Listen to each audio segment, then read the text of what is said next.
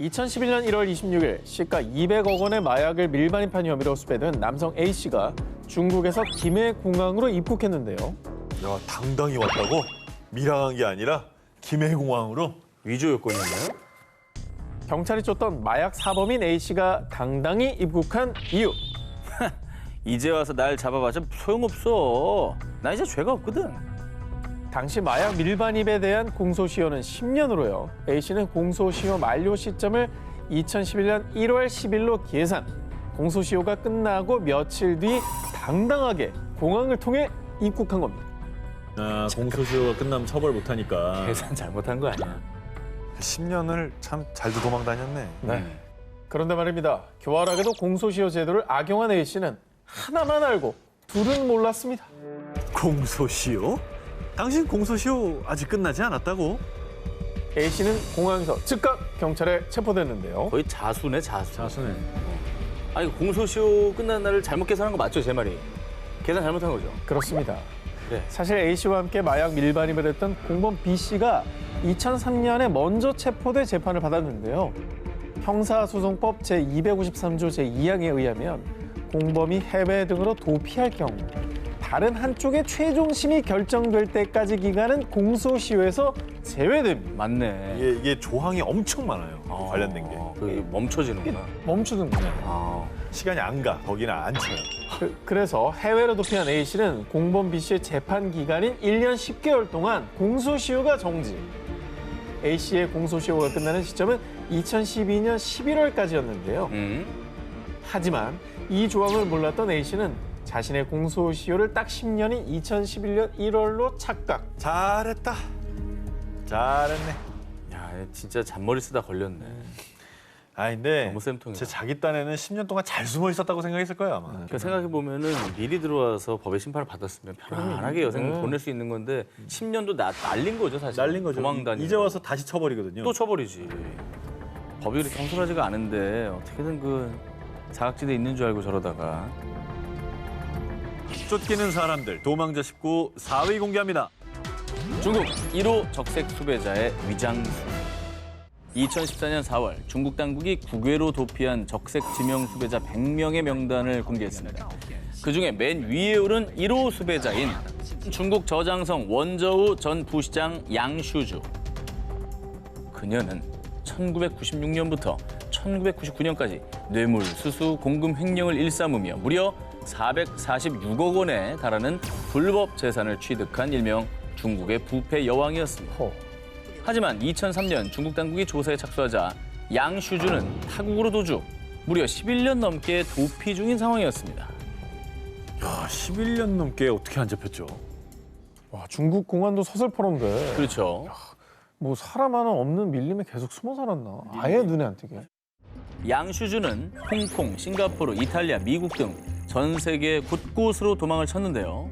이때 무려 29개의 가짜 신분증을 사용, 수시로 자신의 신분을 위장했습니다. 야, 29개를 어떻게 만들어요? 첩보 요원도 저렇게는 안 되겠다. 내가 이 나라 들어갈 때 뭘로 들어왔더라? 이러면서 싱가포르에서 막 이거 필리핀 뭐로 들어왔었지? 막 이러는 거 아니에요? 중국도 저 정도의 액수면은 전 세계 다 뿌려놨을 거 아니에요. 인터폴의 어떤 그런 협조 요청을. 이걸 어떻게 다 피해 다녔을까요? 양슈주는 해외로 도피하기 전에 이미 미국 맨하튼의 고급 아파트를 구입, 미국 영주권도 취득을 했는데요. 자, 그런데 더욱 놀라운 건 미국 영주권을 가명으로 취득, 에이? 당당히 미국에 입국을 했습니다. 미국은 영주권 받기가 엄청 까다로운데 가명으로. 가명으로 영주권을 받는 게 가능해요? 이거 어떻게 한 거지? 영화 속 첩보요원처럼 철저하게 신분 세탁을 한 양슈주. 하지만 2004년 양슈주 소유의 맨하튼 아파트가 소송에 휘말리며 그녀의 진짜 정체가 들통났고요. 이후에 양슈주는 네덜란드로 도주, 정치적 망명을 신청했습니다. 이후 10년간 자유를 만끽하던 양슈주는 네덜란드에서도 추방될 위기에 처하자 2014년 위조 여권을 사용해 또다시 미국에 입국. 하지만 결국 미 이민 세관 집행국에 발각되며 미국에서 체포됐습니다. 미국과 중국의 인도 협상 끝에 양슈주는 도피 12년 만인 2015년 11월 중국으로 송환, 길고 긴 도주 생활에 마침표를 찍었습니다. 쫓기는 사람들 도망자 식후 3위를 공개합니다. 두 얼굴을 가진 남자. 2011년 11월 중국 산시성 양취안시 중국인민정치협상회의 위원인 44세 남성 추이스링이 갑작스럽게 체포되는 일이 벌어졌습니다. 허우진, 당신을 살인범으로 재판한다. 그러니까 이름이 좀 다른 거 아니에요? 아까는 추이스링이라면서 경찰은 지금 체포한 이름이 허우진이라고 했잖아요. 허우진. 그죠? 이게 뭐 사람 잘못 보고 오인한 겁니까? 먼저 허우진이라는 인물에 대해서 설명드립니다. 16년 전 중국 지린성 장춘시에서 식당을 운영 중이던 허우진. 그는 식당을 찾은 한 손님과 갑자기 시비가 붙었고요. 말다툼 끝에 손님을 살해. 그리고 그 길로 어디론가 잠적했는데요. 공안은 용의자 허우진에 대한 특별수사팀을 구성해 공개 수배까지 했지만 그의 흔적조차 찾을 수 없었습니다. 그 이후 공안의 수사망을 피해 하얼빈시로 달아난 그는 그곳의 허술한 지역 행정 시스템을 이용해 이름을 추이스링으로 바꾸고 나이도 10살 줄여서 신분 세탁, 양취안시로 다시 도주했던 겁니다. 아니 시스템이 얼마나 허술하면 나이도 10년을 깎아서 이렇게 도망갈 수 있는 거예요? 근데 공안은 이렇게 되면 찾기가 너무 어려운 거 아니에요? 그럼 정보가 다 사라져버렸잖아요. 그렇죠. 살인자 허우진은 추이스링이라는 이름으로 새 삶을 시작, 가구 사업가로 성공하며 큰 부를 축적했고요. 지역사회 사업과 자선단체에 자신의 재산을 아낌없이 기부하며 지역민들로부터 큰 환심을 샀는데요. 뭐 아무리 좋은 일 한다고 해도 사람 죽였잖아요. 죄가 없어지는 게 아니죠. 진짜 사회에 기여하고 싶으면 자수를 했어야죠. 그렇지. 그게 진정한 사회 기여죠. 자, 그렇게 지역 유명 인사로 우뚝 서게 된 그는 급기야 2011년 5월 중국 인민정치협상회의 위원회 당선. 에? 와. 중국 정치계에 입문까지 하게 됩니다. 아니 자기가 저지른 죄가 있으면 반성하고 살아야지 권력을 얻으려고 했단 말이에요. 저는 저 사람하고 아까 저기 쿡방하던 사람하고 정신세계가 비슷한 것 같아요. 아니 정치에 출마해서 선거가 되려면 도덕적으로 본인이 깨끗해야 되잖아요. 그런 생각이나 정치. 있었겠습니까? 어떻게든 숨어 살려고 그러는 거지. 2011년 도망자 허우진을 찾기 위해 심기일전에 재수사에 돌입한 공안은요. 당시 허우진의 전처와 아이들을 만나 그의 행방을 추궁. 집요한 수사 끝에 정치인 추이스링의 실체가 살인범 허우진이란 사실을 파. 산시성 경찰들과 공조해 그를 체포하는 데 성공했는데요. 그런데 말입니다. 공안에 체포된 허우진은요. 늘 죄책감에 시달려 열심히 기부하고 살았습니다. 그간 발을 편히 뻗고 잔 적이 없었는데 붙잡혀 속이 시원합니다. 근데 죄책감 얘기를 이제 와서 한다는 거가 너무나 뻔뻔합니다. 그러니까 자발적으로 한 게 아니잖아요. 잡혔으니까 죄책감이 생긴 것 같은데. 그렇죠. 쫓기는 사람들, 도망자 19 1위 후보 헤드라인을 공개합니다.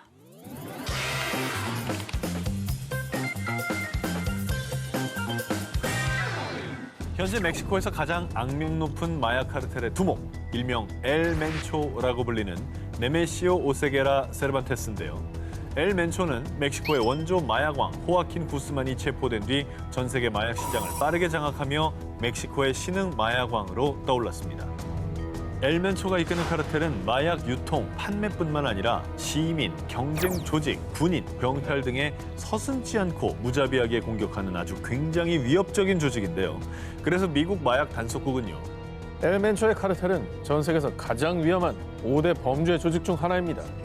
엘 멘초 체포를 위해 약 110억 원의 현상금을 걸었고요. 멕시코 정부 역시 약 16억 원의 현상금을 걸고 엘 멘초와의 전쟁을 선포했습니다. 하지만 이를 비웃기라도 하듯 엘 멘초는 양국의 추적을 따돌리고 여전히 도주 중인 상황인데요. 지금도 지금도. 사실 두 나라가 이렇게 힘을 합쳐 쫓고 있는데 잡히지 않는 것도 참 신기한 일이에요. 대단하다. 네. 다른 나라로 아마 이동하지 않았을까요? 엘 멘초는 완벽하고 안락한 도주를 위해 일명 자신만의 왕국을 건설했습니다. 우선 엘 멘초는 멕시코 할리스코주를 카르텔의 주요 거점 지역으로 삼아서 해당 지역을 장악했는데요. 2015년 멕시코 군용 헬기가 할리스코주로 출동해 엘 멘초 체포 작전을 펼쳤지만 오히려 멕시코 군용 헬기가 엘 멘초 카르텔의 로켓포에 피격당하는 사건이 발생. 근데요, 근데. 엘 멘초는 그만큼 할리스코주를 자신을 지켜줄 가장 안전한 도피처로 삼았습니다. 벙커 정도가 아니라 완전 반격도 가능하게 아니, 그러니까 저 정도면 다른 나라보다 여기가 안전하지. 공성전을 하는 거네, 진짜. 지난해 7월 전해진 소식에 따르면요. 멕시코 경찰은 멕시코 할리스코주 인근의 작은 시골 마을 엘 알시우아트레 병원에 엘 멘초가 주기적으로 방문한다는 정보를 입수, 해당 병원으로 출동했는데요. 놀랍게도 그곳은 평범한 일반 병원이 아니었습니다. 뭐야? 거긴 아무나 이용할 수 있는 병원이 아니에요. 그 조직 사람들만 드나들 수 있더라고요. 아무나 이용 불가. 병원 설립자는 바로 엘멘초. 그곳은 신장 질환을 앓고 있던 엘멘초가 자신의 건강을 위해 설립한 개인 전용 병원이었던 겁니다. 와. 그리고 그곳은 엘멘초와 그의 조직원들, 그리고 그가 엄선한 일부 마을 주민들만이 치료를 받을 수 있었는데요. 당시 경찰은 엘멘초가 지역 주민들을 매수, 그의 행방을 숨겨주는 대가로 일종의 거래가 이루어졌을 것으로 추정했습니다. 그리고요, 지난해 2월 엘멘초의 아들 루벤 오세게라는 마약 밀매 혐의로 미국으로 송환, 뒤이어 자금 세탁원으로 알려진 그의 딸까지 체포됐지만요. 엘멘초의 행방은 여전히 오리무중인 상황. 범죄로 축적한 돈으로 어딘가에서 호의호식하며 살고 있을 엘멘초. 하루빨리 체포돼 더 이상 무고한 희생자가 나오지 않길 바랍니다. 2010년 7월 중국에서 전해진 소식. 허난성의 한 감옥에서 탈출한 펑치윤이 무려 19년 만에 자수했다는 소식이었습니다. 자, 그런데 그 소식이 전해지자 안타까운 사연, 법이 그에게 선처를 베풀길. 펑치윤을 도울 방법이 없을까요? 자, 이렇게 펑치윤에 대한 동정 여론이 확산됐습니다. 진짜 이상한데요? 아, 이게 잘못 들어갔나 보다. 아니 그래도 탈옥했잖아. 탈옥을 눈 감아 줘도 될 정도로 너무 억울하게 들어갔나 보지. 1989년 12월 당시 18살이던 펑치윤은요, 어려운 집안 환경에 배고픔을 이기지 못하고 한 농가에 몰래 들어갔는데요. 바로 그때 소년의 눈에 띈 것이 있었으니 바로 1위안, 약 170원 상당의 지폐 한 장이었습니다. 아이고. 그리고 유혹을 이기지 못한 펑치윤이 주머니에 그 1위안을 넣으려던 그 순간 집으로 돌아온 집주인에게 발각. 두 사람은 몸싸움을 벌이게 됐고요. 이때 집주인은 부상을 당하고 말았다. 결국 절도에 또 집주인에게 상해를 입힌 혐의로 체포된 펑치윤에게 법원은 징역 6년형을 선고. 이후 소년은 감옥으로 이송됐는데요. 그러나 1991년 7월 혹독한 노동의 굶주림까지 지옥 같은 감옥 생활을 견디다 못해 펑치윤은 교도관의 눈을 피해 탈옥을 했던 겁니다. 그래도 어쨌든 어린 마음에 잘못된 선택을 한 거고, 뭐 사실 처벌받아 마땅하긴 하지만은 18살 소년이 그 1위엔 훔친 대가 170원 정도, 징역 6년형은 너무 가혹한 것 같아요. 예. 신분을 숨겨했던 그는 중국 전역을 돌아다니며 일용직을 전전 19년이라는 긴 세월 동안 외로움과 고통 속에서 살아야 했습니다. 2010년 삶이 또 다른 지옥처럼 느껴진 그는 결국 죽음을 결심하게 됐고요. 마지막으로 그리운 가족을 찾아갔습니다. 펑치윤, 네가 1위안 때문에 희생한 19년을 보상받는 건 자수하는 길밖에 없어. 가족과 친구들의 설득 끝에 무려 19년 만에 이렇게 자수를 결심하게 됐던 겁니다. 이후 펑치윤의 안타까운 사연을 들은 한 변호사가 그의 변호를 자청했고요.